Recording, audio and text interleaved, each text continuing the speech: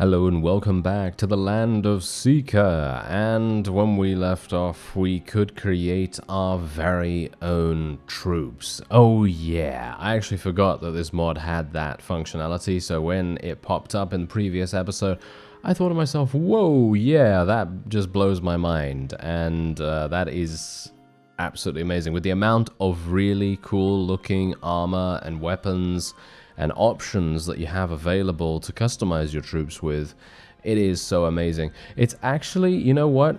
Before we get into the actual episode, I just want to say one thing.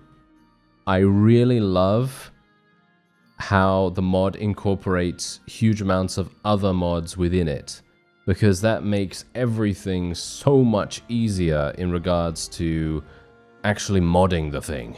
Because obviously, you know, if modding Bannerlord, obviously, it's not, okay, here's the thing, it's not as difficult as maybe modding other games, but you've got to bear in mind that Bannerlord is constantly being updated again and again, and it's obviously very difficult to make sure that every single version of every single mod is working with the version of Bannerlord that you're playing with. So that's the main reason why I say that Bannerlord's a bit finicky sometimes. Anyway, here we go. We have the event of SIKA here. Kingdom creation. A new kingdom has emerged in the land of SIKA. It is said that the kingdom is established by 2 clans, and it is rumored that the land of SIKA will surge again. Confirm information. On the 2nd day of spring, Ling Luao has declared the creation of a new realm, the Vlanston Ice Domain. And they did a cutscene for that and everything. So the Vlanston Ice Domain is now a thing.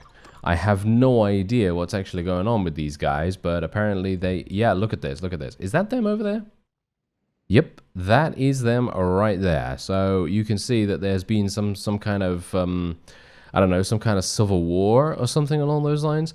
And they have now split into their very own faction, and it was I actually have no idea whether that's part of the base game, obviously, because, as I say, I don't have any experience with playing in 1.8, but yeah, pretty cool nevertheless.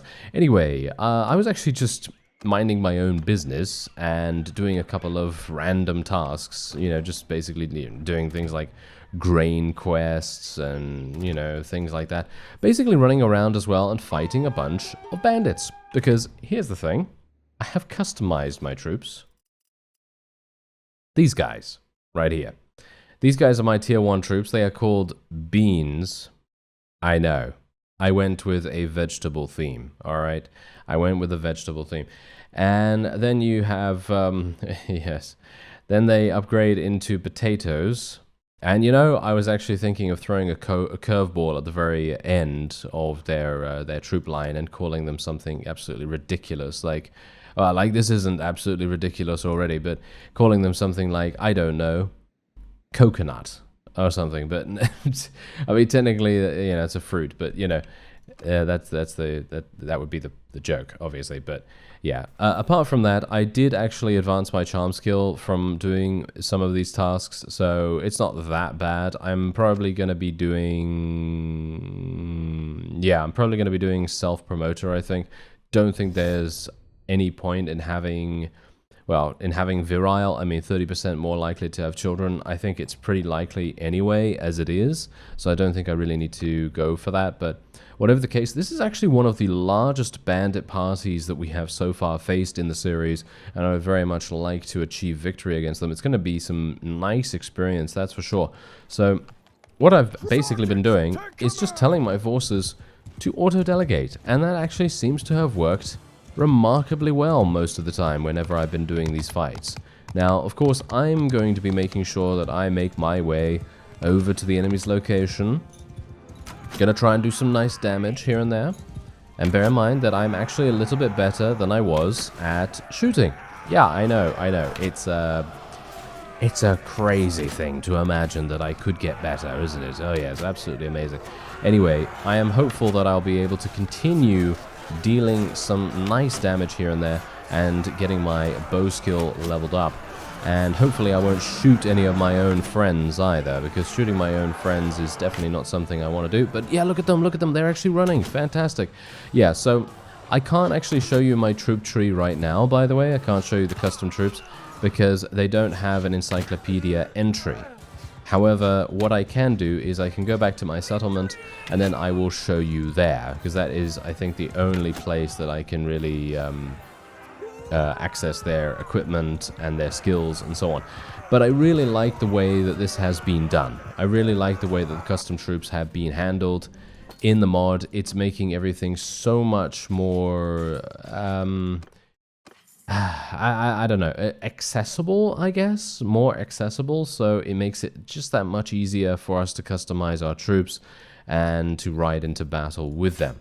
Now, you also have to bear in mind that I'm not saying that as a way to say, oh yeah, no, My Little Warband was really, really difficult. I mean, I'm going to assume that this might actually be My Little Warband that has been incorporated into the mod. I don't know.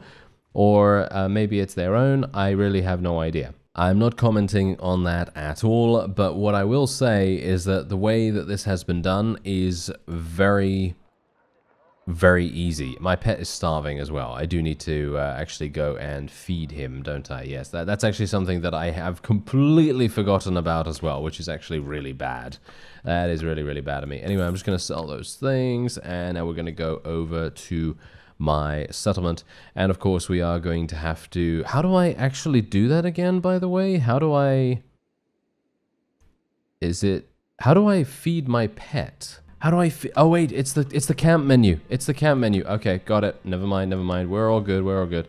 Okay, so there you go. We're gonna feed him. You feed your pet with 1 grain. Alright. Okay. Let me just do this all the way to 100, please. He has no water either, so we're gonna have to actually do that too. This is gonna cost a huge amount, by the way. Look at this, 100 dinars every single time. I actually, does it decrease my... It does! It decreases my money. Oh wow, okay. Yeah. I'm not entirely sure if I spend 10 stamina to pet. Okay. Okay. Yeah. Pet. Okay. Yeah. Let's just increase that. Is my stamina going down, or auto feed? Oh look, auto feeding is on. Oh my! I should have put auto feed on. That would have made much more sense. Okay. It's yeah. As you can see, you spend 1,000 dinars to increase to train the dog as well. That is very very, very difficult to do, in my opinion. So we're just going to continue petting for the moment. Just get... There we go. Not enough stamina. I'm actually not entirely sure. I think it must be the smithing, right? It must be the smithing stamina that it takes, or something along those lines. But yeah, it now has auto feed on, so that is definitely going to make a relatively big difference. Anyway, here we go. This is what you've been waiting for, no doubt. And this is our troop tree. So we have beans. All right, I'm going to go through these. I'm not going to take too long to go through these. Basically, these guys are just standard infantry with some thrown weapons equipped just to make them a little bit more effective at range. And you can see here that I've mostly given them thrown weapons, athletics, and one-handed. Initially, everyone starts off with a standard baseline of every single kind of skill, but you can decrease those, and then you can free up the skill points as you like. And then you go on to the next guys. These are potatoes, as you can see right there. They're basically the same exact model as the beans, but they come equipped with an axe, because I thought it might be a pretty good idea for us to have some shield busters in there if we need to. They have some pretty decent armor as well, nothing too amazing or anything like that. Then we actually start graduating away from thrown weapons, and now we start using a mace as well. So this guy, who is a turnip, is using a cavalry mace. I felt like a mace would probably be pretty good for a foot archer, and indeed he is a foot archer. He doesn't have a mount or anything like that. These are his skills, as you can see right there. I actually had enough spare skill points to spend a little bit in crossbow, because I thought to myself, maybe I'll go for crossbow or something like that with him, but then I decided against it because I found the tribesman bow, and the tribesman bow is actually a pretty decent pretty decent weapon. So I'm kind of happy with that. And now this is when we start to get into our cavalry. So my tier 4 unit is mostly a standard horse archer that has a slashing polearm in the form of a naginata, which I gotta say, I very much like seeing that. I'd like to get one of those for myself, actually, if I can find one in a marketplace somewhere. And then obviously he's going to be using a relatively, usable on-horse bow with some bodkin arrows and so on and so forth. He's got some pretty decent armor, standard sort of medium armor, nothing too heavy or anything. And then he's using a Mogrian Storm Horse. As far as I'm aware, the Mogrian Storm Horse is probably the best one for me and what I actually prefer, which is a decent balance of maneuverability and speed. And he's also using the harness is the Lamoka Samurai harness, which is not that heavy and it doesn't provide a huge amount of armor, but it is gonna provide the horse with more, shall we say, maneuverability and stuff like that. So hopefully that's gonna work out quite nicely for us. And as you can see, yeah, that's what I've done with this guy. He just has pole arms, bows, riding, and athletics. And then we have Broccoli here. Now we're getting more into the territory of heavy infantry that just so happens to be on a horse. That's kind of what I was going for here, because we're not using a polearm any further, and we are now using a two-handed.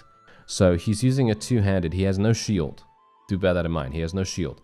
And he's using a Mogrian warbow. He has a bunch of relatively heavy armor on. He has the Storm Horse once again and full barding. Full barding is actually not that protective, but it's decent. It's good. It's some good armor. It's a little bit better than the previous armor that we had on. And it is worse than the eggplant, which is this guy. Yeah, this is some very cool armor. Gotta say, I absolutely love the look of this. This is mostly Yan Dynasty armor, as you can see right here. This is a Yan Elite headpiece, and then Golden Lion shoulders, as you can see right there. And then we have Crude Shan Warrior torso, and so on. So it is really cool looking, in my opinion. I actually really like this. And then we're using a Thamaskene Steel two-hander. I initially wanted to use a katana. But the problem with the katana is that it does very low damage in comparison to the Thamaskene Steel two-hander. The Thamaskene Steel can't say that way too fast too many times in a row. That's just gonna tongue-tie me very fast.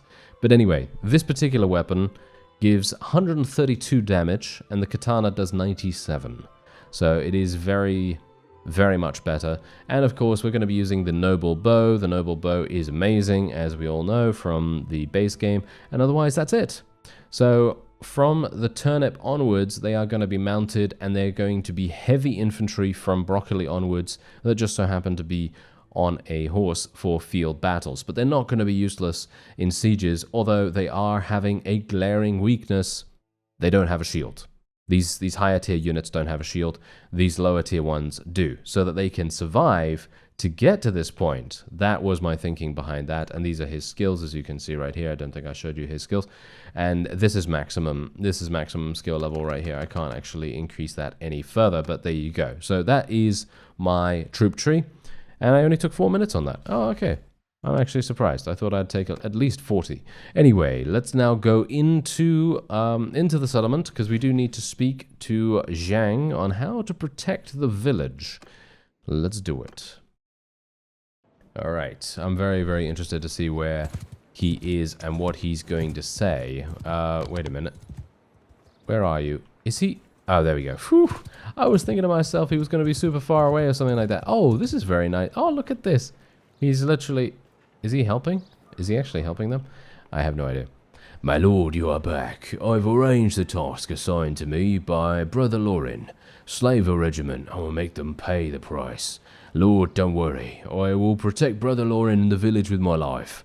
Everything will not happen again. The second time? My lord, Brother Lorin is waiting for you in the Lord's Hall. I hope you can lead us to defeat the slave regiment. Well, that's all he had to say? My goodness, I don't even know why I waited so long. I thought to myself, he's going to have something really interesting to say, but no, it was just basically, go and speak to this guy.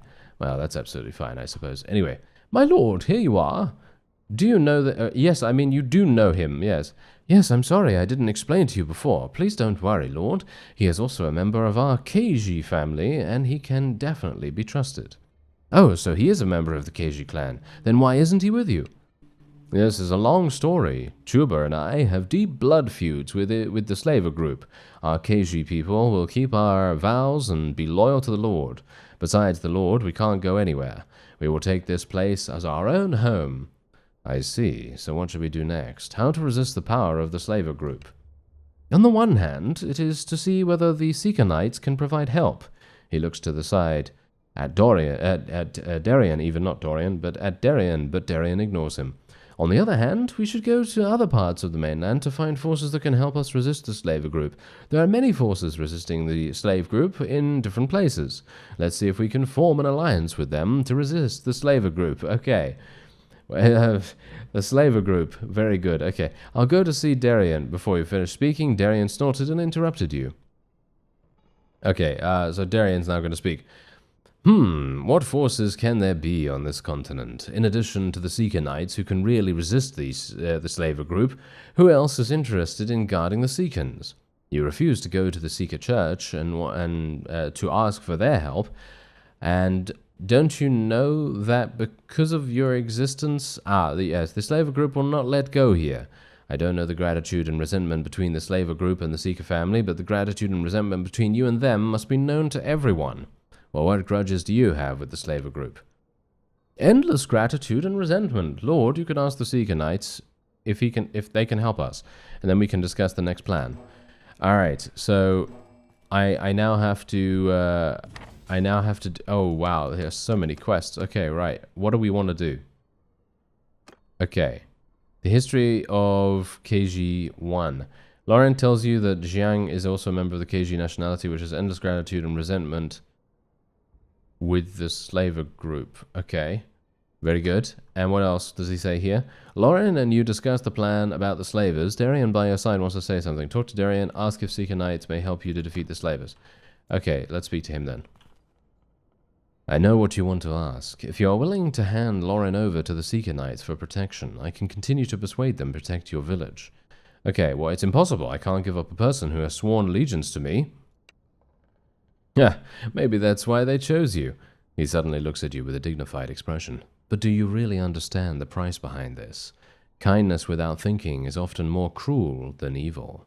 Yeah, what? Okay, to be honest, I don't know what I'm going to face, but if I don't try, I can't give them up.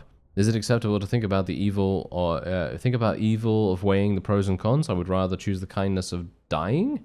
The result is unknown. All the results are shaped by people. We just need to be responsible for our choices, even. Okay, I guess the first one, right? Maybe you can really do something that no one can do. Unfortunately, the church's biggest concession is not to be hostile to you for some reason, but they can't help you again. I'm confused. I heard that SIKA Knights protect this continent, including Sikans. Yes, so they support you to establish a stronghold and guard the SIKA clan, but it seems that things are not so simple, and they did not explicitly say that they would not help you, but it is obvious that they did not send anyone to come. I see. So what's the grudge between the Keiji and the SIKA Knights, and what grudges do they have with the slaver group?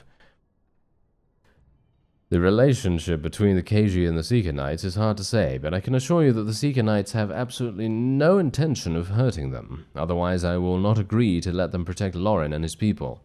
As for the grievances between the Keiji nationality and the slaver group, people on the mainland have spread, but the vast majority of people do not know the Keiji nationality.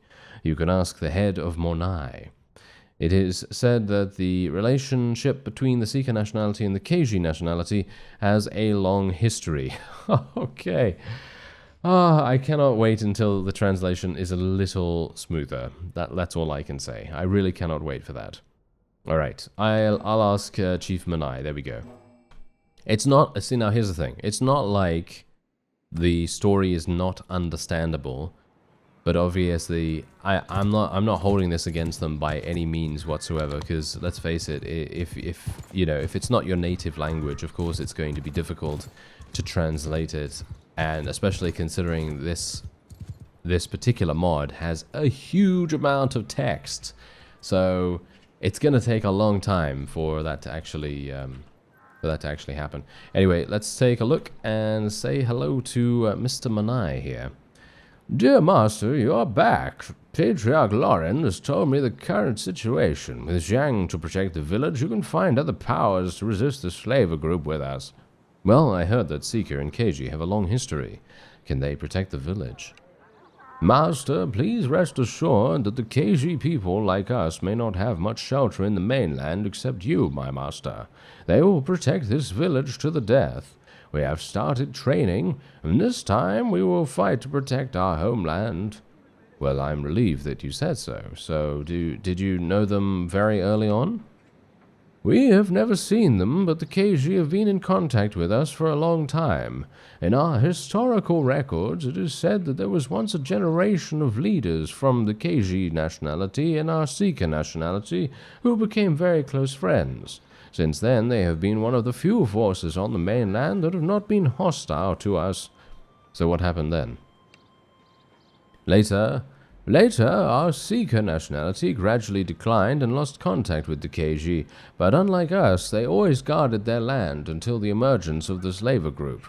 Did the slavers destroy them? I mean, that's actually my voice. Did the slaver group destroy them? What happened? It happens. It is said on the mainland that about 100 years ago, the king of the KG married a slave, which caused the siege of the slaver group. Finally, the forces of the KG were annihilated by the slavers. Since then, few people on the mainland know about them. So Lorin, who is he and where is he from? They are descendants of the remaining KG people who fled after the attack. Because there are few remaining people, few people know, and there is no news on the mainland. Until about a few years ago, we got the news that the territory of the KG was attacked by the slaver group again. This time it is said that only a few people survived. Okay, so the slavers attacked them again. Well, what's the reason this time? Isn't the slave who married to the king already dead for a long time?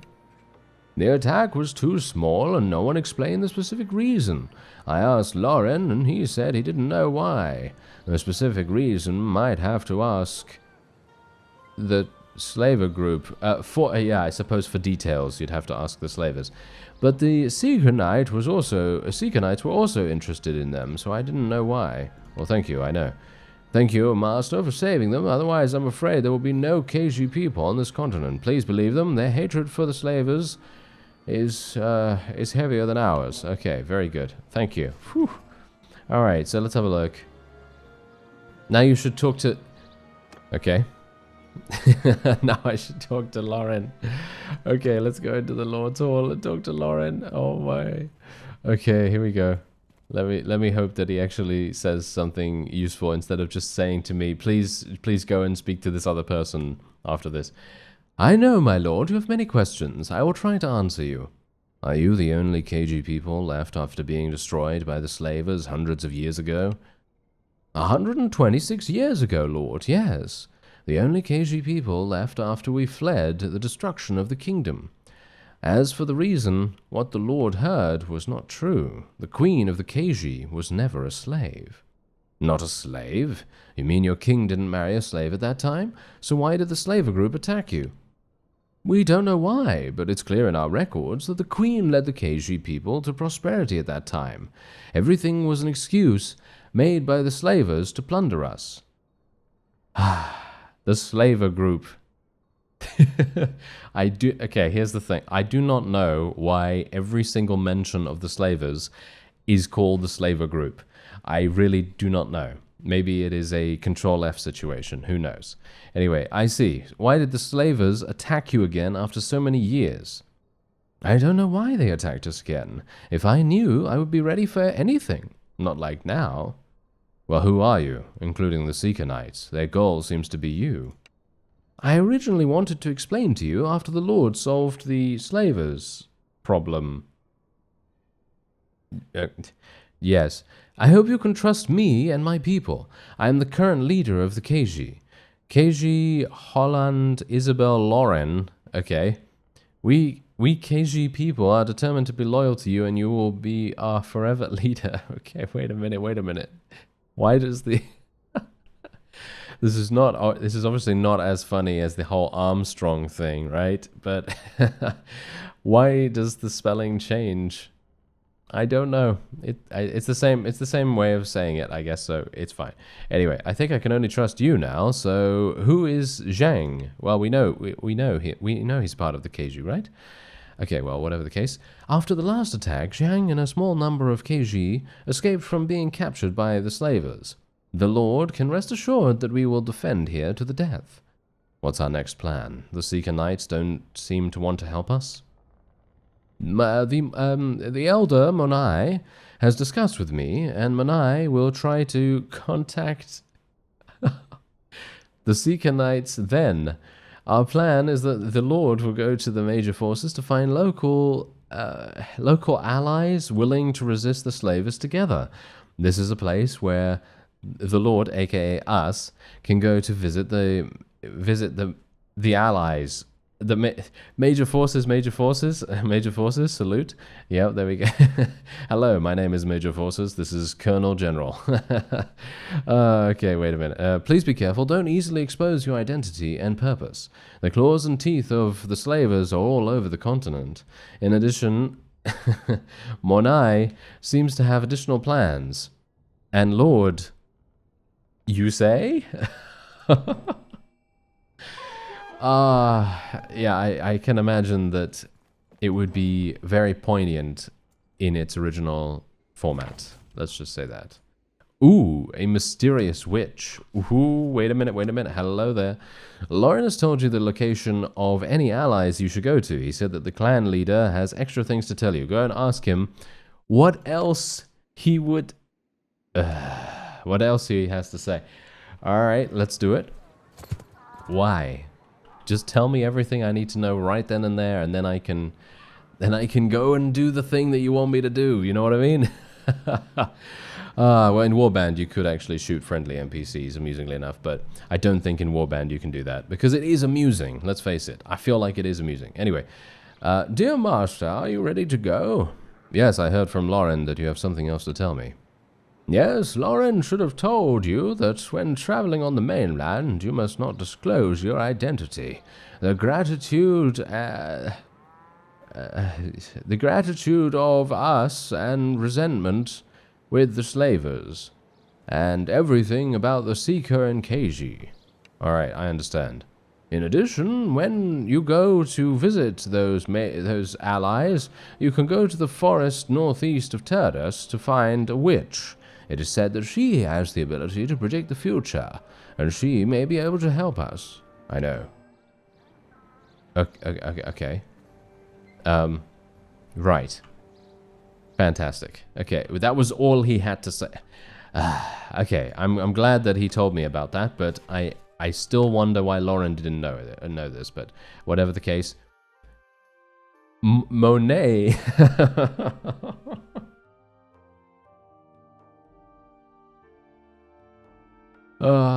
okay.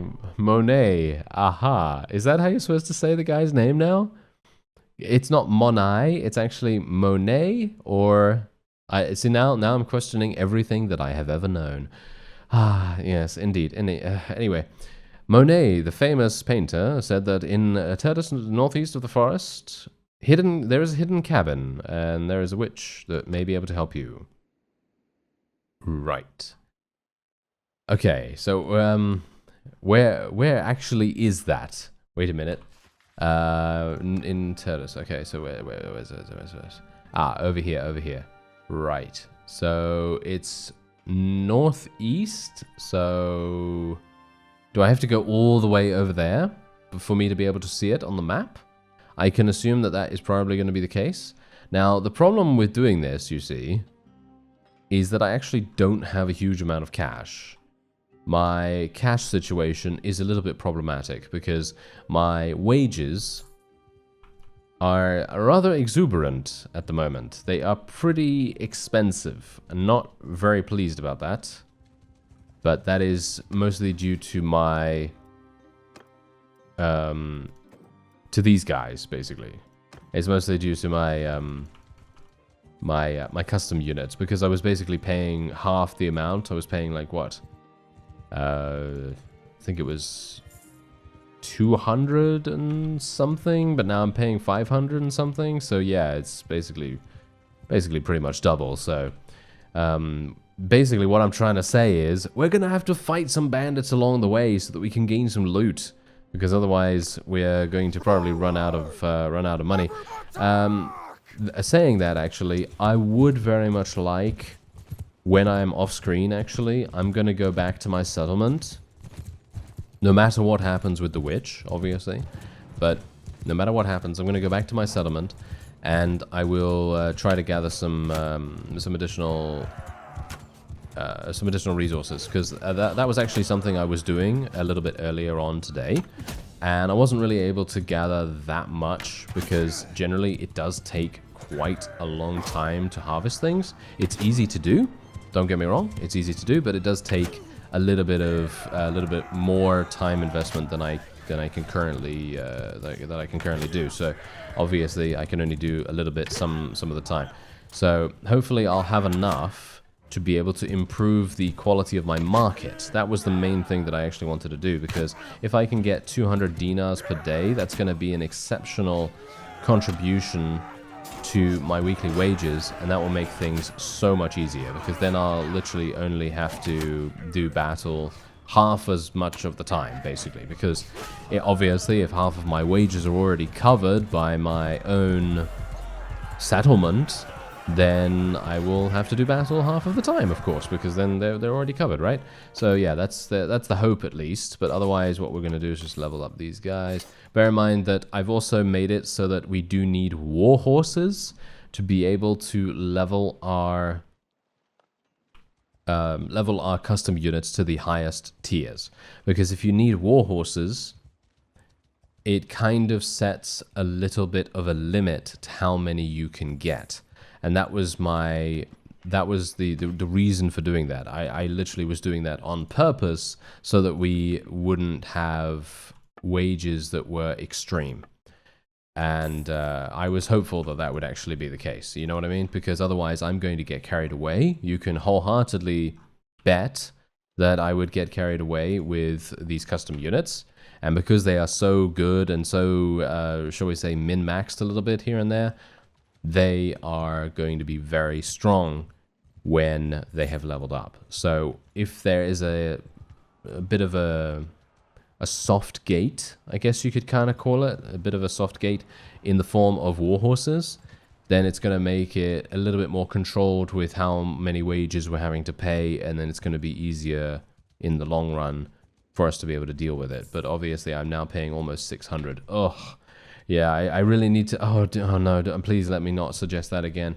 I feel like I need to literally do another tournament. Oh no.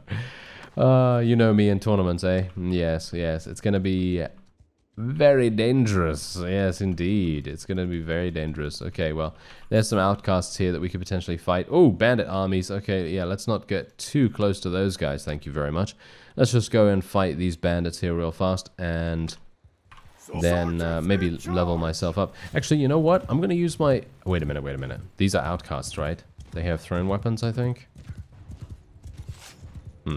Wow, this sword is... Wow, this sword is really long. Okay, maybe I should do some one-handed attacks.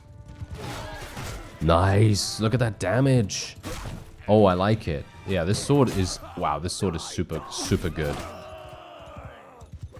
Oh, so much fun to use. Unfortunately, against these these polearm wielding guys, I'm probably not going to be that effective, all things considered, because they're probably going to be able to stop me in my tracks, because that's generally what polearms do.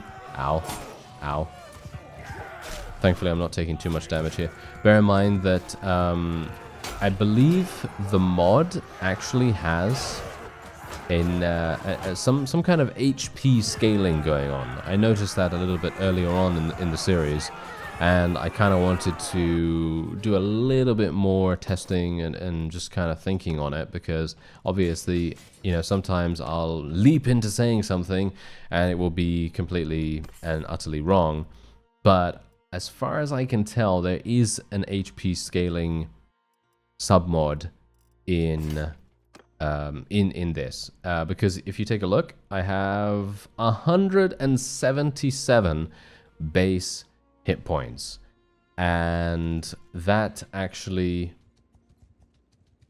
that is not boosted. That is not boosted by any perks whatsoever. So yeah, that is completely raw HP, and I can assume that it's from me leveling up. I can assume that's literally all that it is. So I assume it's an HP leveling scaling mod, which is actually really cool. I like that a great deal. But someone actually did mention in one of the previous episodes it was a very intense tournament. I think it was episode 3. Basically, I was fighting the last opponent in that episode, and I did 250 damage to that guy, I think. I think that's what you said in your comment. Yeah, so 250 damage, and he still didn't die. So, yeah. Take from that what you will, and I've just sold for 1200 right there, sold my prisoners as well, and we are now in the place that we have to be in. Okay, so where is northeast of here, by the way? Because I actually don't know. There is no compass, so I cannot tell what the north is. Usually north is indicated by snow, right? But these mountains have snow on, and that's basically it. There doesn't seem to be any other places with... Ah, wait a minute. There's snow right there. Okay, never mind. I am a little bit of an idiot, so don't worry about that. Okay. And we can now go over in this direction. Okay, so northeast of the forest. And I can assume that they mean around about here, right? There it is. Okay, yes, I was correct. Okay, whew. I was a bit worried there for a second.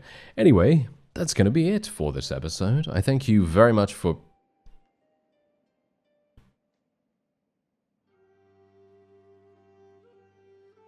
thank you very much for not burying the blood in the sins. Okay. Yeah, these guys, I'm never going to fight them. I'm never going to be able to beat these. Not in a million years. 100%. I mean, they have... Do they have very good units, or... Evil Flame Knights. Okay. These guys are going to be super powerful. Okay. Hello there. Try to get away. 22 soldiers. Sure. Gonna have to get rid of some stuff. Okay. This is... Yeah, no. I understand. I will consider this when taking actions. Please don't continue following me. Yeah, thank you very much. Okay. Did I lose a lot of my own custom units? Yep, I lost all of my custom units. I mean, that was a surefire defeat. Don't you agree? Don't you agree that that was a surefire defeat right there? They literally outnumbered us by such a massive amount with just overwhelming combat strength. Oh well, never mind. That was a surprise and a half. I didn't expect to find a party that strong around here, but anyway, indeed, that will be the end of this episode. I thank you very much for watching, and I'll see you next time.